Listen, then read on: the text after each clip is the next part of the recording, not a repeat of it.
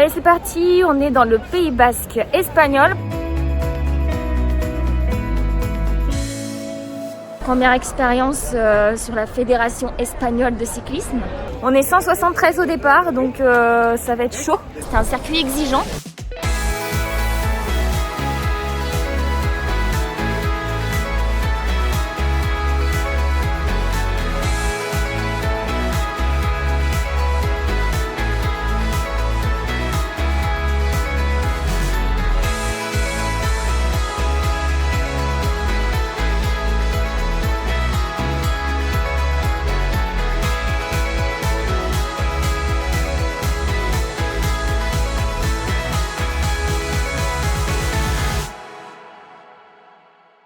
Le niveau était quand même là, c'était un circuit exigeant. J'ai un goût de revanche, mais c'est quand même assez particulier.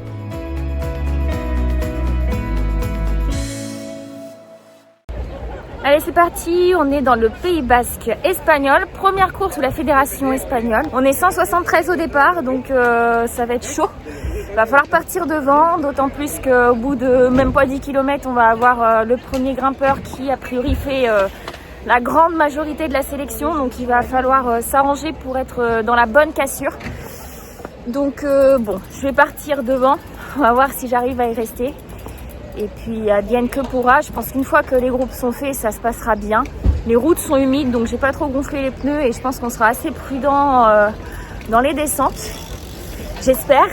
Ça s'est très bien passé pour les juniors. On a Maïté qui a fait 12e, donc excellent sur à peu près 150 coureuses. Donc il va s'agir de faire aussi bien qu'elle et on verra. Donc c'est parti. Mais malgré que je ne me présente sur la ligne plus de 15 minutes avant le départ, j'arrive déjà trop tard. Les 2 tiers des coureuses sont déjà sur la ligne et je suis donc mal placée. J'y vais donc un peu au culot pour rejoindre Fanny, qui est ma coéquipière la mieux placée sur la ligne. En segunda posición, Alejandra Neira Domínguez, del equipo Maquet. Thank you. Y en tercera posición, Lidia Castro de Serra. Thank you. Estas han sido, por tanto, las 3 primeras clasificadas en la Je suis allée un peu culot là. T'as bien fait.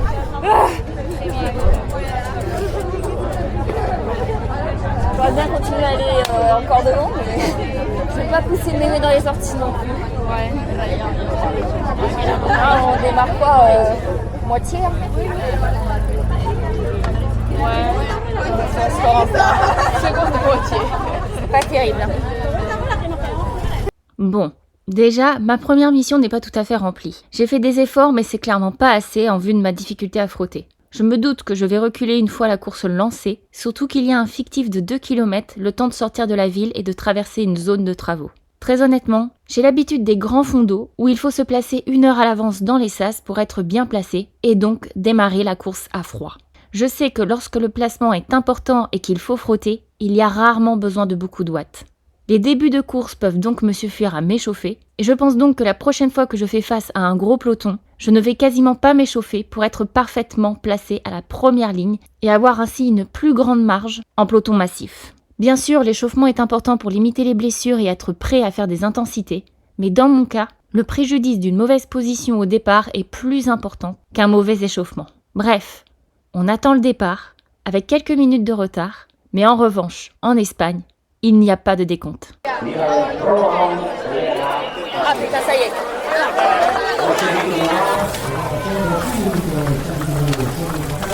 Allez, c'est parti. La route est étroite, donc ça bouchonne, et je ne suis pas très à l'aise. J'essaie de tenir Fanny, mais je la perds rapidement de vue.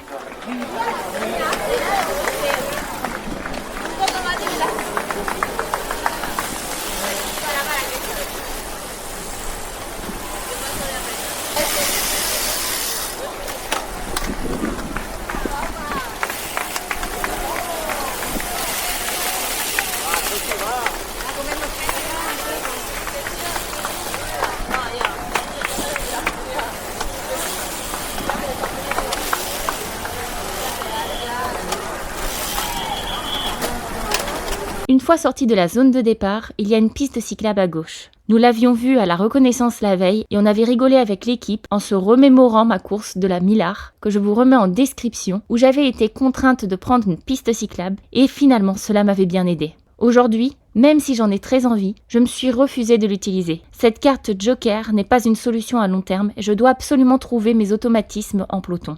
Je reste donc dans la boule pendant que certaines coureuses profitent de cette piste.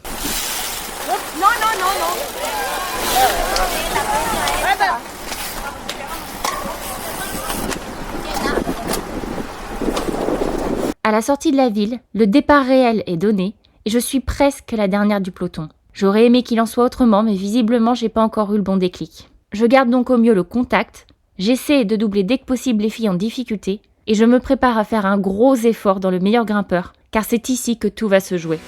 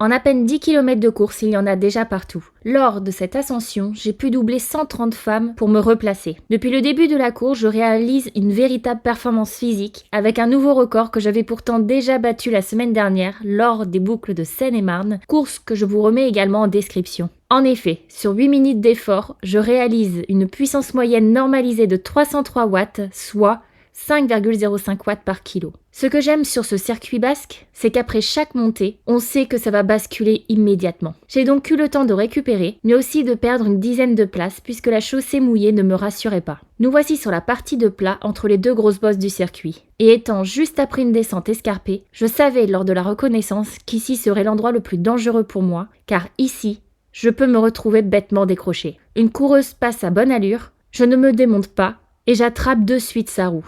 Mon effort précédent ne me permet pas de pouvoir prendre de relais, j'ai besoin d'un petit peu plus de temps pour récupérer. Arrivé au rond-point, je me sens un petit peu mieux, mais je me retourne pour voir si le groupe derrière nous est sur le point de nous rejoindre, et donc si ça vaut vraiment le coup de pouvoir passer un relais alors que nous sommes que deux. En me retournant, j'ai manqué de faire une grosse erreur.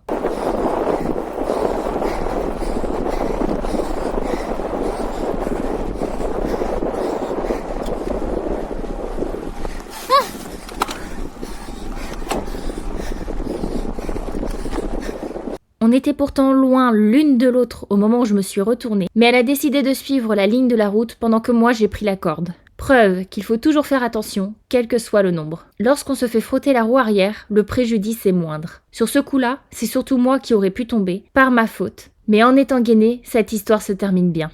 C'est la première fois que je suis coupable d'une erreur de ce genre. On se fait donc reprendre par le groupe, et en vue du nombre, je décide de me reposer un peu sans prendre de relais et d'attendre la seconde bosse, car je pense que ça va monter encore très fort, étant donné que cette bosse sera encore plus exigeante que la première. On part sur 7,2% sur 1,75 km, et elle se compose en plusieurs paliers, dont un pied de bosse à plus de 18%. Et plus on avance, plus elle s'aplatit. Bref, une bosse typique du Pays Basque et que j'aime particulièrement car ça a tendance à bien fatiguer dès le début et difficile ensuite de reprendre du rythme tout au long de la bosse. Et on l'a bien compris, plus c'est difficile, plus ça fait mon affaire.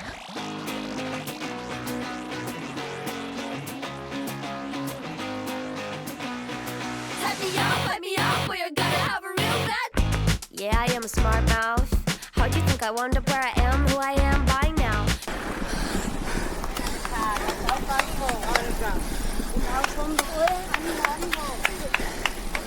Just another minute till we sister sign off. So if you're not with it, wave bye bye bye.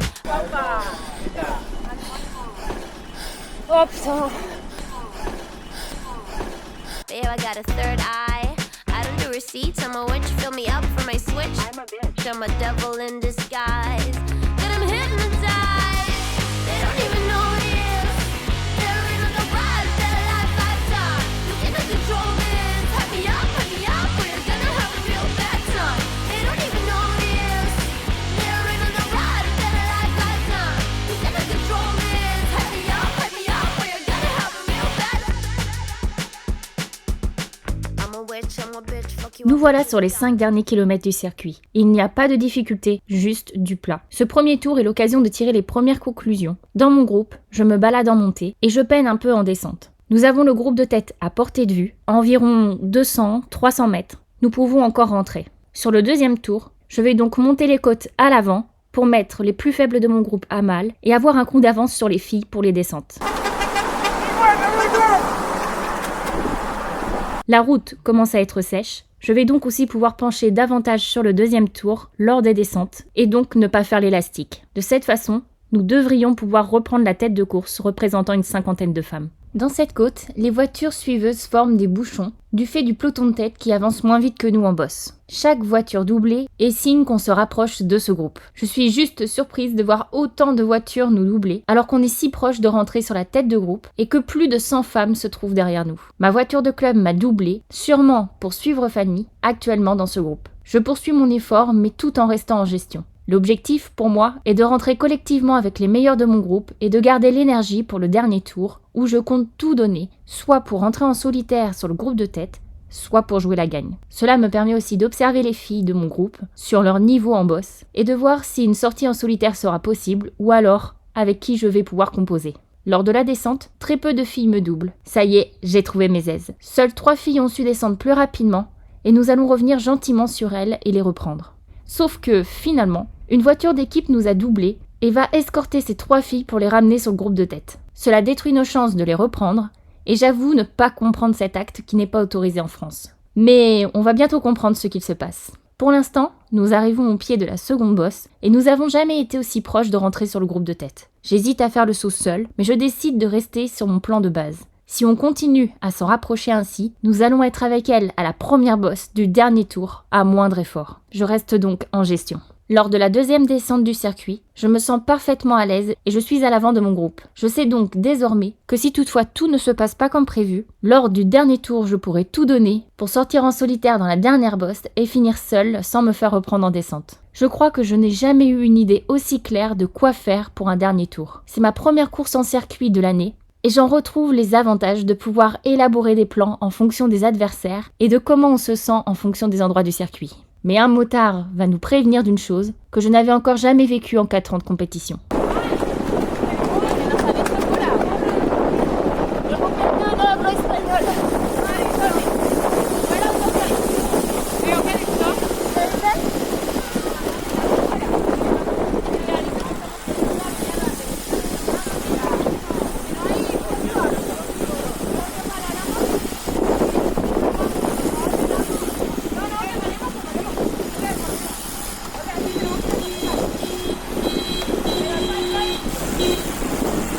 J'avoue ne pas comprendre ce qui se passe. Le groupe ralentit clairement, ça râle. Visiblement, l'annonce du motard ne plaît pas. Je commence à sentir qu'il y a un souci. Le second motard qui nous a doublés avait l'air pressé, alors je pense à une neutralisation de la course. J'en ai jamais vécu, alors je ne sais pas trop quoi faire. Le groupe se coupe en deux, certaines roulent encore, d'autres plus du tout. Je me joins donc au groupe qui roule encore, et je ne comprends toujours pas ce qu'il se passe. Mais finalement...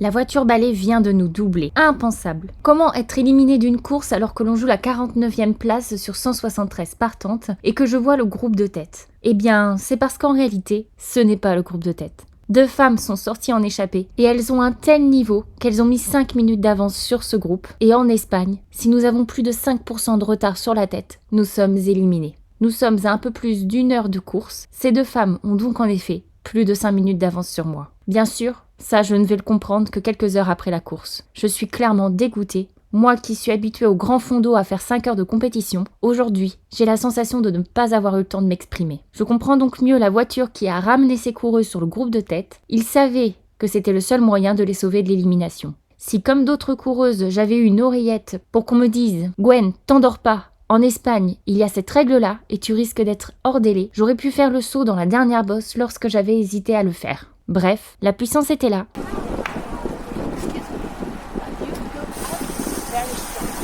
Thank you. My brain.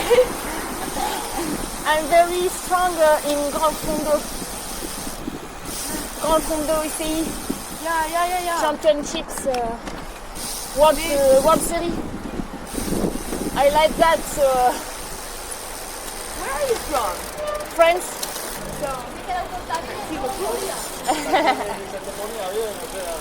For the wheel.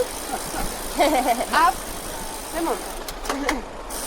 I'm so sad that is finished. So dry. Mais une fois de plus, mon placement m'a joué des tours. Et je pense qu'on aurait dû jouer les règles espagnoles et mettre des oreillettes afin d'être tenu informé des bonnes règles du jeu. Une expérience qui reste très formatrice. Dans mon groupe se trouvaient plusieurs équipes continentales espagnoles. Et ma frustration est si grande que je peux vous assurer que les prochaines compétitions, on va constater des évolutions sur mon placement. Il faut parfois se prendre une bonne gifle pour aller de l'avant, et c'est le cas aujourd'hui. Et vous savez avoir une équipe? Un billet? Oui. Ouais, je dirais que je l'ai perdu. Bon, on va pas se le cacher, je suis très déçue. Très déçue parce qu'au final, je vais avoir fait une course de seulement 45 km, donc c'était pas vraiment prévu au programme. On roulait pas trop mal. Je pense que je pouvais un chouïa plus encore. Donc je suis un peu frustrée d'avoir été arrêtée au niveau de la course. Je peux comprendre parce qu'on était quand même nombreuses. Je pense qu'il y avait une 50aine de personnes devant moi. Donc j'aurais fait dans le premier tiers. Donc c'est pour ça que je suis un peu frustrée quand même de ne pas pouvoir finir. Il y avait du beau monde dans mon groupe. C'est un circuit exigeant. Je suis plutôt contente parce que sur le deuxième tour, je commençais à prendre mes aises dans les descentes. Donc je me disais que sur la fin de course, ça aurait pu m'aider pour faire la différence dans la côte et puis réussir à descendre sans se faire reprendre par l'intégralité de mon groupe. C'était le plan. Et j'ai pas eu le temps de le mettre en place. La voiture balai nous a salement doublé. Je vais encourager Fanny qui est dans le groupe de tête et en espérant qu'elle nous fasse une belle course pour porter l'honneur de la team Albi, de notre belle DN. Je pense que l'effort que j'avais fourni dans la première bosse était le meilleur que je pouvais faire et après c'est encore une fois qu'une question de placement. C'est de moins en moins pire mais on n'y est pas encore. Mais on va voir le verre plutôt à moitié plein plutôt qu'à moitié vide. Et voilà quoi, j'ai progressé. J'ai progressé, il reste encore du chemin et on va le parcourir ensemble. Allez, salut!